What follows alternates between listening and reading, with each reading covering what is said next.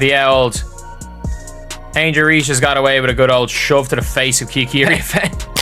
Marina Marbury shoves Caitlin Clark to the ground after she's slashed in the eye by one player, rushed by another. Like, I can clearly see why some of y'all teams in the WNBA are just not successful, bro. Like, y'all don't know how to act. We just gonna call it for what it is. Welcome to the WNBA, where apparently the rule book is written in invisible ink. Angel Reese throws punches, Marina Marbury pushes someone, and the refs just sip their tea like it's story time. But Sophie Cunningham leans the wrong way? Boom, ejected like she smuggled a grenade onto the court. What is even happening here? Sports or improv night with whistles?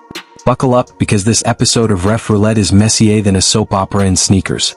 And trust us, it only gets wilder from here. Left and all hell broke loose between JC Sheldon and Sophie Cunningham, and it is very clear the Indiana Fever, some of these girls on this team are finally fed up.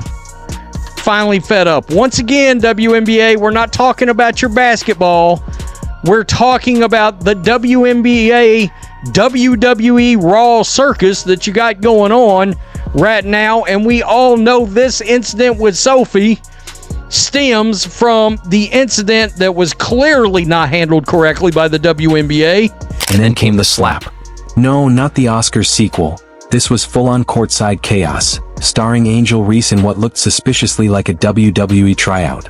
One open hand smack to the face mid-May live on TV, with fans gasping and popcorn flying everywhere. You'd expect the refs to blink once, maybe raise an eyebrow. No. Crickets, tumbleweeds, a casual shrug, and a whistle for something completely unrelated. Probably a shoelace violation. And we are going through this with Angel Reese again. Another instance where Angel Reese shows a complete lack of self-control. Another instance where Angel Reese loses her temper. What is this? The second time this week this has happened? At least in the first instance, Angel Reese was somewhat justified in her reaction. Some anonymous player was pulling on her hair, which can be a very scary situation for some players in the WNBA. The audience sat stunned, waiting for a technical, a flagrant, a memo from the league. But nope. Apparently, do it with enough flair and post a selfie afterward, and it's just passion. Meanwhile, in a completely different game on a totally different scale of justice, Sophie Cunningham barely flexes a defensive stance, and suddenly she's being escorted off the court like she tried to set the playbook on fire. What did she do? Breathe too hard? Exist too competitively?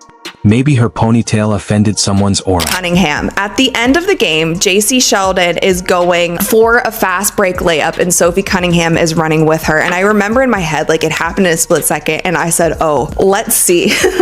Let's see what happens here. Sophie commits a hard foul on JC Sheldon. Again, as JC Sheldon is going up for a layup, Sophie bear hugs her and takes her to the ground. What I will say is Sophie did not grab her and throw her to the ground. She didn't body slam her. She didn't do anything, in my personal opinion, maybe. Either way, Sophie was ejected faster than a toddler at a no-kids wedding. Make it make sense. So far, WNBA officiating logic feels like it's being run by a magic 8-ball hopped up on espresso. Should we call that slap? Signs point to no. Should we eject Sophie for blinking aggressively? Absolutely. Yes. The discrepancy isn't just glaring, it's a disco ball in the sun, blinding.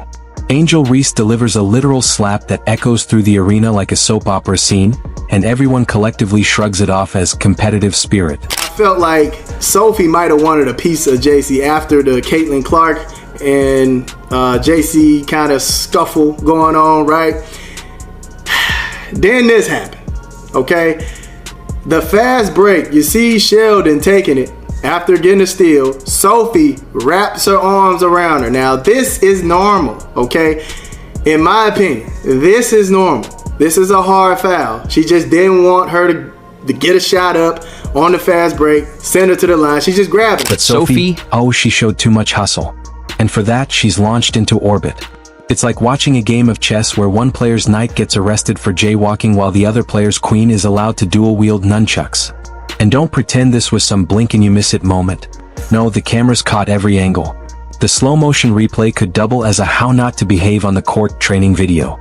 Social media exploded. Analysts melted down. Commentators scrambled for excuses like they'd suddenly developed an allergy to objectivity. Still, no tech, no foul, nothing. Just a high five from the inconsistency committee.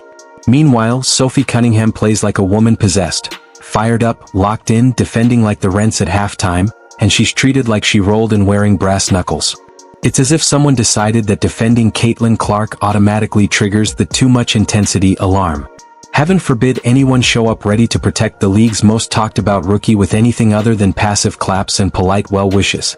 It's not just unfair, it's laughably theatrical. I think the officiating towards this one team definitely is going to have to be very closely monitored and made sure that it is called as fairly as possible. Because I think that last night, a lot happened. There were 6 technical fouls issued, there were 3 ejections, and there were 2 flagrant fouls. For one game, that is bananas. A lot of it is centered around the last 46 seconds where Sophie Cunningham hard fouls JC Sheldon. She gets ejected, JC gets ejected, does Lindsay? I think Lindsay gets ejected. And you know, in watching the broadcast, even the broadcasters at the time mentioned if they would have just ejected Marina Mabry, this probably wouldn't have. Even Marina Mabry shoved Caitlin Clark in a different game like she was trying to make room in a crowded elevator. And silence. The refs must have been on a union-mandated coffee break, because the level of apathy was almost impressive. Clark hits the floor, and the officials practically toss her a complimentary throw pillow on the way down. But Sophie Cunningham shows loyalty, speaks out, and plays like someone who actually values team over trends, and she's punished for it. The pattern is undeniable. Defend Caitlin Clark, prepare for an officiating microscope. Pose her? Enjoy your immunity badge and a backstage pass to the next foul-free shoving session. It's like a toddler's tea party where one kid can throw cups, flip the table, and scream at the cookies while another gets a timeout for using the wrong napkin. The energy? Pure chaos. The double standards? Olympic level. What exactly is the criteria now? Is there a secret referee checklist that reads, slap opponent's face if you're trending on TikTok? The league says it wants emotion, wants fire, wants storylines, but apparently that only applies if the drama fits a pre-approved narrative. The minute a player like Sophie steps up, fights for her teammates, and refuses to let antics slide, she's treated like she just tried to set the mascot on fire.